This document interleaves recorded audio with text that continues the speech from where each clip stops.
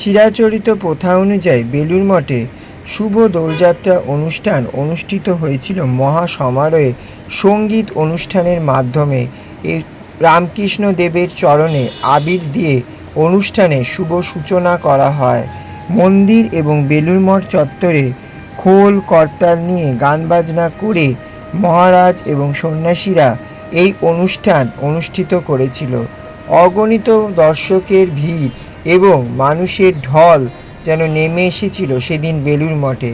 তারই প্রতিচ্ছবি আপনাদের সামনে তুলে ধরলাম আমাদের চ্যানেলের মাধ্যমে। আসুন কেমন হলো সেই অনুষ্ঠান তা আপনাদের দেখাই।